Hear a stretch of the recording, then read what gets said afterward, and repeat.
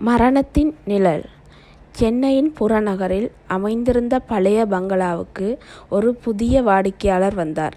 அவர் பெயர் அரவிந்த். அவர் ஒரு பத்திரிகையாளர். உண்மை தகவல்களை தேடி நாளும் நேரமும் பயணிக்கக்கூடியவர். பங்களா பழமையானது. பெரிய பந்தலான கூரையுடன் பெரிய தோட்டம். ஆனால் யாரும் அதற்குள் வருவதில்லை. அந்த வீட்டிற்குள் ஏற்கனவே நிறைய வதந்திகள் இருந்தன. பைரவி பங்களா என்று மக்கள் அதை அழைத்தனர்.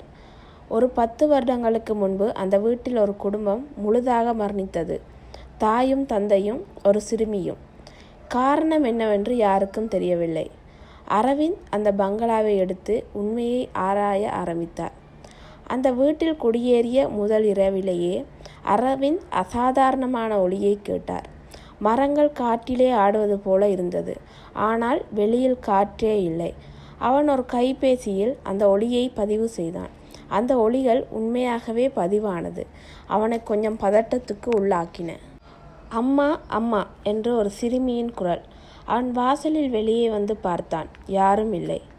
மறுநாள் அரவிந்த் அந்த வீட்டின் நிலத்தடி அறையை சுத்தம் செய்ய தொடங்கினான். அங்கிருந்த பழைய அலுமாரியில் ஒரு பழைய நாட்குறிப்பு அவன் கைகளில் கிடைத்தது.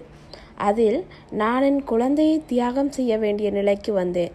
அந்த மாயக்காரி பைரவி என்னை கட்டுப்படுத்தி விட்டாள் என்று எழுதியிருந்தது. அதை படித்து அரவிந்த் அதிர்ந்து போனான். யார் அந்த பைரவி? அவனுடன் வேலை செய்யும் அவன் நண்பி அனு அவனை சந்திக்க வந்தாள். இருவரும் சேர்ந்து பைரவி என்ற பெயரை பற்றி தகவல்களை தேடத் தொடங்கினார்கள். பழைய செய்தித்தாள்களில் பைரவி என்பவள் ஒரு மந்திரவாதி. மக்களை பயமுறுத்தி அவர்களை தன்வசப்படுத்தி அவள் நினைப்பதை செய்பவள். அவள் இன்னும் அந்த பங்களாவில் பாம்பு வடிவில் ஒளிந்திருக்கிறாள் என்று எழுதியிருந்தது. அரவிந்த் பைரவி ஒளிந்திருந்த இடத்தை தேடினான். தேடி கண்டுபிடித்து அந்த அறையை திறக்க முயன்றான். அங்கிருந்த ஒரு மூங்கிலால் ஆன பெட்டி அவனை ஈர்த்தது. அதை திறந்தபோது ஒரு பனிக்காற்று வெடித்தது. அவன் எதிரே ஒரு பெண். சிவந்த கண்கள், நீளமான கூந்தல். யார் அவள்? பைரவி. என்னை தொட்டாயே, நீயும் இப்போது என் கட்டுப்பாட்டில் என்று பைரவி சத்தம் போட்டாள். அரவிந்த் தன்னுடைய நேரடி ஒளிபரப்பு கருவியை இயக்கியிருந்தான். அந்த ஒளிப்பதிவை மக்கள் பார்த்து உண்மை வெளியே வந்தது. போலீசார் அந்த வீட்டுக்குள் நுழைந்தனர். பைரவியின் சடலத்தை, அதாவது மந்திரத்தில் உயிரோடு இருக்கும் பாம்பு வடிவத்தை அழித்தனர். அரவிந்த் உயிருடன் தப்பினார். ஆனால் அந்த வீட்டு கதவு இப்போதும் திறக்கப்படுவதில்லை. பைரவி இப்போது இல்லை.